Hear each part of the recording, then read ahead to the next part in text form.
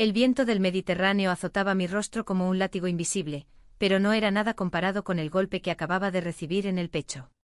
«Ladrona», grité, mi voz rompiéndose como las olas contra las rocas de Tarragona, mientras registraba la bolsa de esa mujer desconocida que acababa de huir de mi finca.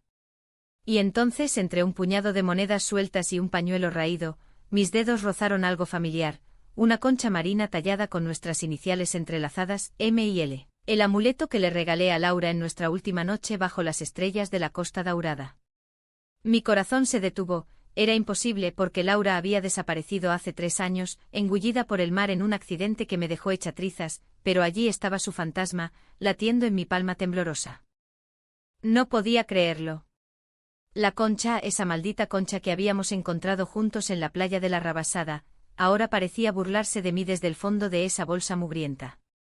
«¿Quién demonios eres tú?», murmuré, pero ella ya había escapado hacia las sombras de los olivos, dejando solo el eco de sus pasos apresurados y el peso de un secreto que amenazaba con desenterrar todo el dolor que había enterrado bajo capas de riqueza y soledad. «Me llamo María José y en Tarragona, todos me conocen como la millonaria de la finca del vino, la que heredó las viñas de su familia y las convirtió en un imperio que exporta botellas a medio mundo. Pero nadie sabe el vacío que llevo dentro desde aquella noche fatídica». Laura, mi Laura, con su risa que sonaba como el tintineo de las copas en una boda catalana, se fue en un barco pesquero que una tormenta caprichosa volcó frente a las costas de Salou. Busqué su cuerpo durante semanas, pagué a buceadores, soborné a la Guardia Civil, pero el mar se la tragó entera, sin piedad. 3 años después, aún despierto sudando con el sabor salado de sus besos en los labios y el eco de su voz susurrando «te quiero, MJ» en mi oído. Aquella mañana de finales de septiembre, el sol se filtraba a través de las persianas de mi villa en la colina de Les Gavarres, tiñendo de oro las paredes encaladas. Me había levantado temprano, como siempre, para supervisar la vendimia. Las uvas moscatel colgaban pesadas de las parras, listas para ser prensadas en el lagar familiar, un ritual que Laura y yo compartíamos en secreto, robándonos besos entre los toneles. Ahora, todo era mecánico, un engranaje más en mi vida de apariencias. Tenía 35 años, pero me sentía como una viuda centenaria, envuelta en sedas caras y joyas que no significaban nada. La empleada nueva se llamaba Elena, o eso decía su documentación falsa que mi capataz había revisado someramente. Había llegado 2 semanas antes, respondiendo a un anuncio para jornaleras en la cooperativa de Valls. Era menuda, de unos 33 años, con el cabello corto y rubio quemado por el sol, ojos azules que evitaban los míos y una cicatriz fina en la mejilla izquierda, como si un gato callejero la hubiera arañado en una pelea. Vestía siempre lo mismo, un vestido floreado descolorido y un delantal atado con nudos torpes. No hablaba mucho, solo lo justo para recibir órdenes, pero sus manos eran hábiles cosechando, y algo en su postura, la forma en que inclinaba la cabeza cuando el viento traía el aroma del mar, me inquietaba. Aquel día, durante el almuerzo en el patio empedrado, noté que faltaban varias botellas de mi reserva especial, el Viña del Amor, un tinto que había etiquetado en honor a Laura. Eran ediciones limitadas, numeradas, con corchos sellados con cera roja. «¿Quién ha estado en la bodega?», pregunté a mi mayordomo, un viejo gruñón llamado Paco que había servido a mi familia desde que yo era niña. Él se encogió de hombros, pero sus ojos se desviaron hacia el grupo de jornaleras que charlaban bajo el algarrobo. La ira me subió como la marea. No era solo el robo, era la profanación. Esas botellas eran pedazos de nosotros, de las noches en que Laura y yo bebíamos a sorbos lentos, planeando una vida lejos de las expectativas de Tarragona, una casa en las colinas de Priorat, adopción de niños huérfanos, viajes a las fiestas de la Mercé en Barcelona. «Tráela aquí», ordené señalando a Elena, que masticaba un trozo de pan con tomate como si nada. Mis empleados la rodearon, y ella palideció, dejando caer su plato. «Señora», yo no, balbuceó con un acento que no era del todo catalán, un castellano plano con ecos andaluces. La arrastramos a la oficina de la finca, una habitación con techos altos y estanterías llenas de libros de poesía de Lorca y novelas de Delibes que Laura adoraba. Le vacié la bolsa sobre el escritorio, pañuelos sucios, un peine roto, unas pocas pesetas arrugadas. Y entonces la concha. La sostuve en alto, mi pulso latiendo como un tambor en la romería de la Virgen de la Roca. «Esto es mío». «¿De dónde lo sacaste?». Elena, o quien quiera que fuera, se quedó helada, sus labios temblando.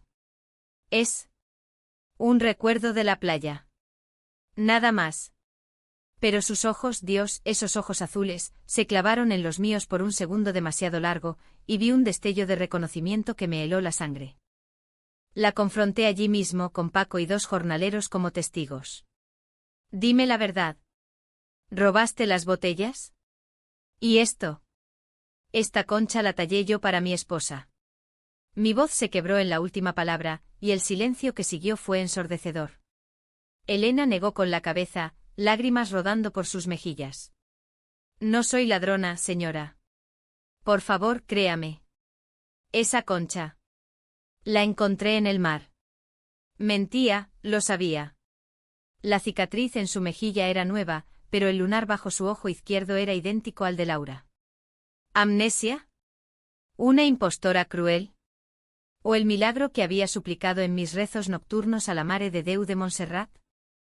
La dejé ir con una advertencia, pero no antes de confiscar la concha y jurar que investigaría. Esa noche, sola en mi cama con dosel, reviví cada detalle. Laura había desaparecido en una tormenta mientras pescaba con su hermano, un borracho irresponsable que culpé hasta la muerte por negligencia. El barco volcado, los restos flotando hasta Delta del Ebro. Pero no su cuerpo. Nunca. Y ahora esta mujer, apareciendo como un espectro en mi viñedo. ¿Era posible? El corazón me dolía con una esperanza traicionera, y juré que descubriría la verdad, costara lo que costara. Los días siguientes fueron un torbellino de sospechas. Mandé a Paco vigilarla discretamente. Elena trabajaba con ahínco pero evitaba mi mirada, y una vez la vi murmurando para sí misma mientras podaba las vides, como si recordara fragmentos de una vida pasada. En Tarragona, los rumores corren como el Mistral, la patrona acusa a la nueva de robar el alma de su difunta, chismorreaban en el mercado de la Rambla Nova. Yo que siempre había sido la mujer fuerte, la que dirigía reuniones con banqueros en Reus sin pestañear, ahora me encontraba revisando fotos antiguas en mi teléfono, comparando perfiles, buscando similitudes en la curva de su sonrisa. Una tarde durante la siesta, la pillé en la capilla familiar, un rincón olvidado con un altar a San Jorge. Estaba arrodillada, tocando una vela encendida con dedos reverentes. Elena, llamé desde la puerta. Se volvió y por un instante vi a Laura, el mismo gesto de sorpresa, la misma forma de morderse el labio inferior. Señora. Solo rezaba por los míos. ¿Por quién? ¿Por tu familia? ¿Dónde vives? Presioné acercándome. Ella retrocedió. En un piso compartido en el barrio del Serrallo. Pescadores, gente humilde. No tengo nada que ver con sus vinos. Pero mentía. Esa noche contraté a un detective privado de Barcelona, un tipo discreto llamado Ramón que olía a tabaco y promesas rotas. Encuéntreme todo sobre ella, papeles, pasado, mentiras. Mientras esperaba, el peso de la concha en mi bolsillo me quemaba como una brasa. Soñé con Laura esa noche, corríamos por la playa de la Sabinosa, riendo con el sol poniente tiñendo el agua de sangre. Desperté llorando y por primera vez en años, susurré su nombre en voz alta. Laura, ¿dónde estás? El informe llegó una semana después, en un sobresellado que abrí con manos temblorosas en el jardín, bajo la sombra de un pino piñonero. Elena no existía. Su DNI era falso, comprado en el mercado negro de Valencia. No había rastro de nacimiento, ni familia, ni historial laboral. Solo un detalle, había sido vista en un hospital de Lleida hace 2 años, bajo el nombre de Laura García, víctima de un accidente marítimo con amnesia parcial. Mi mundo se tambaleó. Era ella. Mi Laura, perdida y encontrada, trabajando en mi propia casa como una extraña.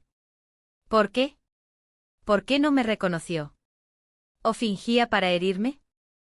La confronté al amanecer siguiente en el lagar, donde el aire olía a mosto fermentado y promesas rotas. Laura. ¿Eres tú? Ella dejó caer la cesta de uvas, el jugo manando como lágrimas rojas. No me llame así. Soy Elena, y usted está loca. Pero su voz se quebró y en ese momento el primer conflicto estalló, la abracé sollozando, y ella me empujó con fuerza, gritando suélteme, loca rica que cree en fantasmas. Los jornaleros oyeron el alboroto, y el escándalo se extendió como reguero de pólvora. Mi reputación, mi cordura, todo en jaque. Pero no podía dejarla ir. No ahora que el pasado me había devuelto un pedazo de corazón. La vida en Tarragona siempre ha sido un tapiz de secretos y pasiones contenidas, como las procesiones de Semana Santa donde las vírgenes lloran lágrimas de cera bajo mantos bordados. Mi amor por Laura había sido uno de esos secretos, en una sociedad catalana conservadora, donde las familias como la mía aún susurran sobre pecados modernos, nosotras vivíamos en las sombras de la aceptación fingida. Mi madre, devota de la tradición, había fingido ignorancia hasta el día de su muerte, pero mi padre. Él había sido el primero en amenazarnos con desheredarme si escandalizábamos el apellido. Aún así, Laura y yo habíamos forjado nuestro mundo, cenas a la luz de velas en la cala de Calafonda, bailes improvisados al son de rumba catalana en fiestas privadas y planes de futuro que el mar se llevó. Ahora, con Elena, mi Laura, trabajando bajo mi techo, cada día era una danza en el filo de una navaja. La obligué a quedarse bajo pretexto de que investigaría el robo, pero en realidad, era mi forma desesperada de retenerla. La instalé en una habitación de la finca, lejos de los ojos curiosos, y le prohibí salir sin permiso. Hasta que aclaremos esto, no te mueves de aquí, le dije, mi voz un hilo de autoridad frágil. Ella accedió con los ojos bajos, pero vi el fuego en ellos, resentimiento, miedo, y algo más profundo, un dolor que reflejaba el mío. Las noches eran las peores. La oía caminar por los pasillos, un fantasma en zapatillas gastadas, y yo me sentaba en el balcón con una copa de vermut, mirando las luces de la ciudad parpadeando como estrellas caídas. Recordaba nuestra última discusión, 3 años atrás. Laura quería que saliéramos del armario públicamente, que desafiáramos a mi familia en la verbena de San Magí. No podemos escondernos para siempre, MJ. Quiero un anillo, una vida real. Yo, cobarde, me negué temiendo perder la finca, el legado. Espera, amor. Solo un poco más. Esa fue mi traición, la semilla del conflicto que ahora florecía en veneno. Una mañana, mientras ella fregaba los suelos de la cocina, una humillación que le impuse para pagar las botellas robadas, no pude contenerme. Háblame de tu accidente, le exigí, sirviéndome un café solo. Ella se enderezó, el trapo goteando en el azulejo. No hay nada que contar. Me caí de un barco, me golpeé la cabeza. Olvidé cosas. Fin. Pero su voz temblaba, y cuando mencioné el hospital de Lleida, palideció. Eso es privado. ¿Me espía? Eres mi esposa, grité, y el vaso se rompió en mi mano, cortándome la palma. La sangre goteó un rojo vivo contra el blanco de mi piel, y ella corrió hacia mí con un paño, instintivamente como en los viejos tiempos. En ese toque, el primero desde su regreso, el mundo se detuvo. Sus dedos eran suaves, familiares, limpiando la herida con ternura. Lo siento, murmuró, y por un segundo creí ver a Laura asomando. Pero entonces se apartó como si quemara. No soy ella. Por favor, déjeme ir. Lágrimas surcaban su rostro y yo, rota, la dejé escapar a su habitación. Esa noche encontré una nota bajo mi puerta, si insistes contaré todo. Tu secreto, nuestro secreto, saldrá a la luz. No me obligues. El pánico me invadió. ¿Qué sabía? Que yo había dudado de su lealtad antes del accidente, acusándola de flirtear con una vecina en la fiesta de la Patum de Berga. O el peor, que en mi duelo, había besado a otra mujer en un bar de la parte alta, un error ebrio que enterré en vergüenza. La paranoia creció. Mandé a Ramón profundizar, descubrió que Elena había vivido como vagabunda en las playas de Cambrils, trabajando en bares de mala muerte, evitando cualquier contacto con autoridades. Y un detalle demoledor, había rechazado terapia para su amnesia, como si temiera recordar. El conflicto estalló en la cena familiar que organicé para acallar rumores. Invité a primos de Reus y tíos de Vilanova, una mesa cargada de butifarra y escudella, risas forzadas bajo las guirnaldas de luces. Elena sirvió el vino, invisible como una sombra, pero cuando vertió en mi copa, nuestras manos se rozaron, y ella derramó una gota roja sobre el mantel. Torpe, espetó mi tía Carmen, la beata que siempre había sospechado de mi soltería. Elena se disculpó, pero yo vi el desafío en sus ojos. Más tarde en la cocina, la arrinconé. Basta de juegos. ¿Por qué finges? ¿Me odias tanto por no haberte protegido? Ella se volvió furiosa, el delantal torcido como una armadura rota. Porque tú me abandonaste, María José. En el hospital, cuando desperté sin memoria, busqué tu nombre en mis sueños, pero nadie vino. Nadie. Pensé que era una ilusión, una loca inventando amores. Y ahora, me tratas como a una criminal en tu palacio. Sus palabras fueron dagas. ¿Abandonada? Yo había ido al hospital, pero los médicos dijeron que no había supervivientes del naufragio. Su hermano mintió, el muy bastardo, para cobrar el seguro. La comprensión me golpeó como una ola. Laura había despertado sola, reconstruyendo una vida desde cero, y yo, ciega en mi grif, nunca la busqué más allá de los titulares. Lloramos juntas esa noche, abrazadas contra el fregadero, el vapor de la olla de Calcots empañando las ventanas. Te quiero aún, susurré, y ella, temblando, respondió, yo también, pero duele demasiado. Era el comienzo de la reconciliación, frágil como una vid nueva. Pero el destino, caprichoso como el levante, tenía otros planes. Al día siguiente Ramón llamó, señora, hay más. Su Elena ha estado enviando dinero a un hombre en Sevilla. Un amante, quizás. El corazón se me partió de nuevo. Reacción. Otra traición. Decidí confrontarla, pero el orgullo me detuvo. En cambio, la seguí a hurtadillas hasta la playa del Miracle, donde solía escaparse a pensar. La vi allí sentada en la arena, lanzando piedrecitas al agua, su silueta recortada contra el horizonte. Me acerqué sigilosamente, el corazón martilleando. Laura, llamé. Ella se volvió y en su mano, otra concha, idéntica a la nuestra. No es lo que piensas, dijo antes de que yo hablara. Pero el daño estaba hecho, la duda enraizaba como maleza en mis viñas. En Tarragona el mar no solo da vida, también la quita, susurrando mentiras en las conchas que lavan las orillas. Aquel descubrimiento de Ramón me dejó insomne, paseando por los jardines de la finca como un espectro, inhalando el jazmín nocturno que Laura plantó en nuestro primer aniversario. Un amante. La idea era un ácido corrosivo en mis venas. Yo, que había construido murallas de dinero para protegerme del dolor, ahora me veía vulnerable, expuesta como una vendimia prematura bajo la helada. Decidí no actuar de inmediato. En cambio, profundicé en su nueva vida. Bajo el pretexto de ayudarla con su amnesia, la invité a caminatas por los senderos de las viñas, hablando de trivialidades, el festival de Sant Jordi, con sus rosas y libros, las sardanas bailadas en la plaza de la Font. Ella respondía con cautela, pero a ratos fragmentos emergían. Recuerdo una mujer con ojos verdes, riendo en una fiesta de Castells. Me besó bajo la torre humana. Mi corazón saltaba, era nuestra noche en la festa major de Vila Seca. Esa era yo, decía suavemente, y ella desviaba la mirada, como si el recuerdo la quemara. Pero la sombra del amante planeaba. Una tarde, mientras ella descansaba, revisé su habitación, otra traición mía, lo admito. Encontré cartas garabateadas en papel barato. Querido Pablo, envía el dinero para el tratamiento. No puedo volver hasta que recuerde todo, Pablo. ¿Quién era? El pulso me atronó.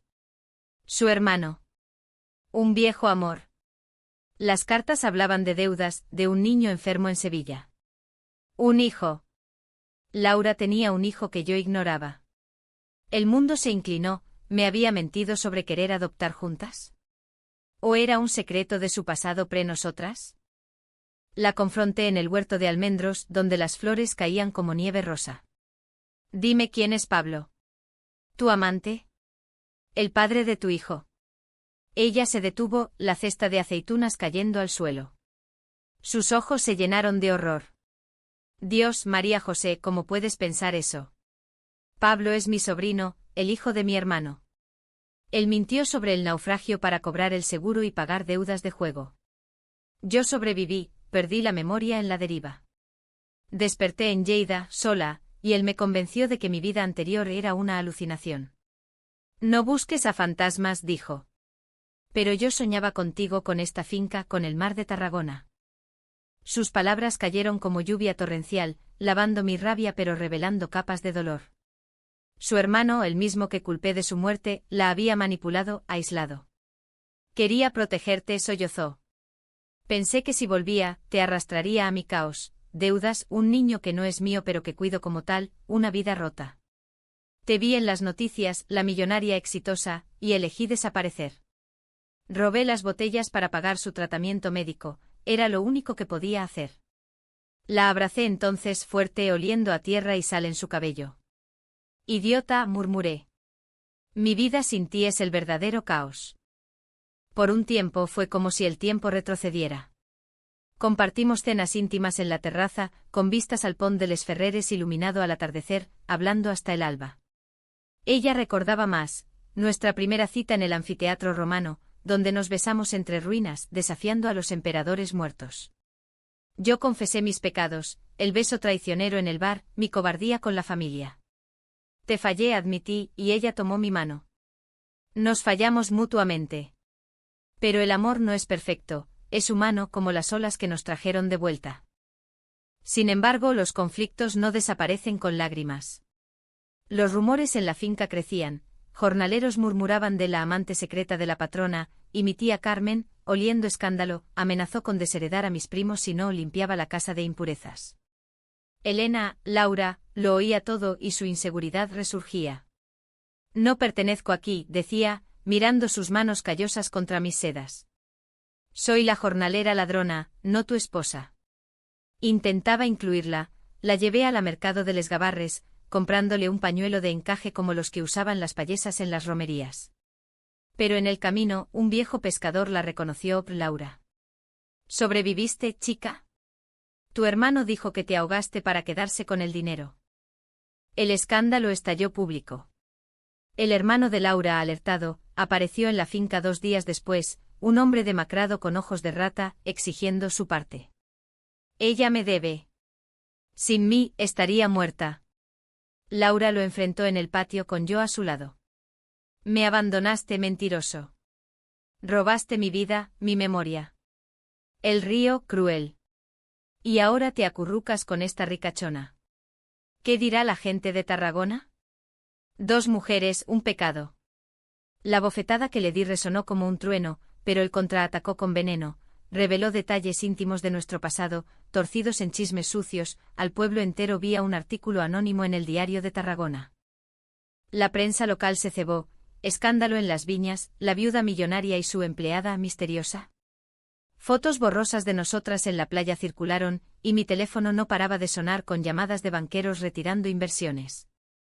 Laura, devastada, empacó su bolsa. Te estoy destruyendo. Vete con tu imperio, yo volveré a las sombras. La retuve suplicando no. Juntas lo enfrentamos. Como siempre. Pero el daño estaba hecho, la semilla de la duda, ahora en ella germinaba. ¿Podríamos sobrevivir al odio ajeno? El clímax se acercaba, invisible como la niebla del Ebro. Invité a su hermano a una reunión en la bodega, con Ramón como testigo. Firma esto, una confesión de fraude y te pago la deuda del niño. Pero aléjate para siempre. Él firmó codicioso pero no antes de susurrarme, ella nunca te quiso de verdad, solo tu dinero. Sus palabras se enraizaron, y esa noche dudé por primera vez de nuestro reencuentro. Tarragona, con sus murallas romanas que han visto imperios caer, me enseñó que las batallas verdaderas se libran en el alma, no en campos de batalla. El artículo en el periódico fue el detonante, de la noche a la mañana, mi finca se convirtió en un circo. Periodistas acampaban en la entrada, flashes cegadores capturando a jornaleros que fingían ignorancia. María José, ¿es verdad lo de la amante resucitada?, gritaban. Yo que siempre había navegado las crisis con frialdad, una helada en Las Viñas, un embargo de exportación, ahora me escondía tras cortinas, el teléfono silenciado, el corazón en vilo. Laura sufría en silencio pero lo veía en sus ojos, las ojeras profundas, la forma en que evitaba los espejos, como si su reflejo le recordara la impostora que su hermano la había hecho creer que era.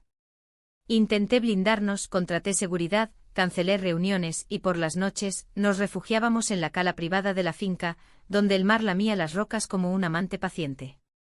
Allí, bajo la luna llena de la cosecha, le confesé mis miedos más oscuros.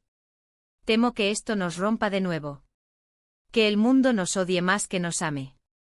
Ella me besó la frente suave como el rocío en las parras. El odio es ruido, MJ. Nuestro amor es la raíz que aguanta tormentas. Pero las tormentas venían de dentro. Una noche, después de una cena tensa donde apenas probamos la fideuá que Paco preparó con esmero, ella se quebró. Recuerdo todo ahora, dijo sentada en el borde de la cama, la concha entre sus dedos. El accidente, mi hermano me empujó al agua en la pelea por el dinero. Sobreviví aferrada a un tablón, a la deriva hasta que un barco mercante me rescató cerca de las Baleares. En el hospital, los médicos hablaron de trauma disociativo. Olvidé tu nombre pero no tu tacto. Soñé con viñas y besos salados. Cuando volví, me convenció de que eras una invención, que mi matrimonio era delirio de una lesbiana loca. Me dio un nuevo nombre, Elena, y me mandó a trabajar para sobrevivir. Sus palabras eran un bálsamo y un veneno. ¿Por qué no me buscaste antes?, pregunté, la voz ronca. Porque temía la verdad. Si eras real, significaba que había perdido años contigo. Y si no, me rompía el alma. Lloramos hasta el amanecer, tejiendo los hilos rotos de nuestra historia. Planeamos un futuro, terapia juntos en Barcelona, una demanda contra su hermano para recuperar su identidad, y quizás traer al niño a vivir con nosotras. Seremos una familia, prometí, y por primera vez creí en ello. Sin embargo, el destino, ese tramposo con acento catalán, intervino con un giro cruel. Mi tía Carmen, la guardiana de los secretos familiares, irrumpió en la finca con un abogado y un testamento falsificado, o eso creí al principio. Tu padre dejó una cláusula: si escandalizas el nombre, pierdes la herencia. ¿Y esto? Agitó el periódico, es el fin. Era una mentira, mi padre en su lecho de muerte me había susurrado apoyo a nuestro amor. Pero el pánico la cegó y ella, aliada con primos envidiosos, inició un juicio para declararme incompetente por mi relación inmoral. El conflicto alcanzó su pico en la Corte de Tarragona, un edificio austero con ecos de justicia romana. Laura testificó a mi lado, su voz firme pese al temblor: no soy una ladrona ni una ilusión. Soy Laura, esposa de María José, y nuestro amor es tan real como esta ciudad. Pero el abogado de mi familia desenterró mentiras, el robo de las botellas, chismes de mi inestabilidad emocional, y peor, una foto manipulada de nosotras en un abrazo inapropiado. La sala murmuró y yo vi el odio en ojos que una vez me llamaron sobrina. Laura, al salir, me susurró: si pierdo esto, te libero. No mereces esta guerra. Esa noche el clímax inesperado estalló. Recibí una llamada de Ramón. El hermano de Laura había sido arrestado en Sevilla por fraude, pero antes de caer, confesó todo a la prensa, incluyendo que Laura y yo habíamos planeado el naufragio para estafar seguros. Una calumnia vil, pero el daño fue inmediato: anónimos amenazantes en la puerta, pintadas en las viñas, pecadoras idos al infierno. Laura, al verlas, colapsó. Es mi culpa. Mi familia nos destruye. Intenté calmarla, pero en su dolor soltó la bomba: hay algo más. Antes de ti, tuve una aventura. Con una mujer en Barcelona. Fue un error, pero te lo oculté por miedo. ¿Me perdonas? El PHNN me invadió, un volcán dormido despertando. ¿Me traicionaste? ¿Y ahora esperas que luche por nosotras? Grité y ella huyó a la playa, la misma donde nos conocimos. La seguí, el viento azotando como furia divina. Allí bajo el cielo tormentoso nos enfrentamos, yo acusándola de secretos, ella, de mi orgullo que nos había separado antes.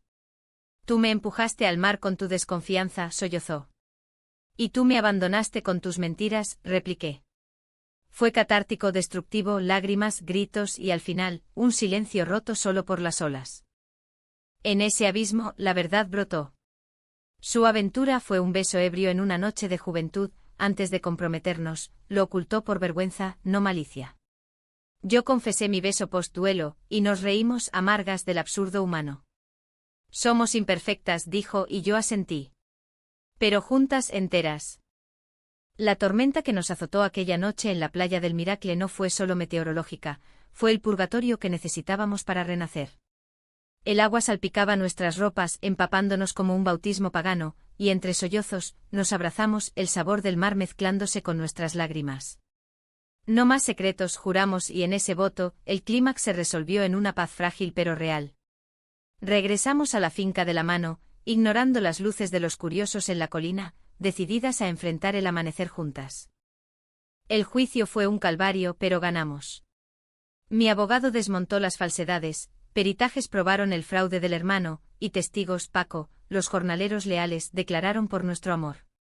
Mi tía Carmen, confrontada con el verdadero testamento de mi padre, ama como el corazón dicte, hija, se derrumbó en disculpas, su fanatismo agrietado por la vergüenza. La prensa, voluble como el Mistral, giró la narrativa, historia de amor y redención en las viñas de Tarragona. Vendí las botellas robadas en subasta benéfica para niños huérfanos, convirtiendo el escándalo en símbolo de resiliencia. Laura recuperó su nombre legalmente y trajimos a Pablo, el sobrino, a vivir con nosotras. Es un niño de 7 años, delgado como un junco del Ebro, con ojos azules como los de su tía. Lo inscribimos en la escuela de la parte alta y en las tardes lo vemos jugar en el huerto, persiguiendo mariposas entre las tomateras. Tías nos llama, y ese título simple cura heridas que el tiempo no tocó. No todo es idílico, las cicatrices perduran. Laura aún tiene noches de amnesia, despertando gritando mi nombre como si me perdiera de nuevo. Yo, marcada por la traición familiar, dudo a veces de la estabilidad de nuestra fortuna. Pero en las vendimias, cuando pisamos las uvas descalzas en el lagar, riendo hasta que el mosto nos llega a las rodillas, recordamos por qué luchamos.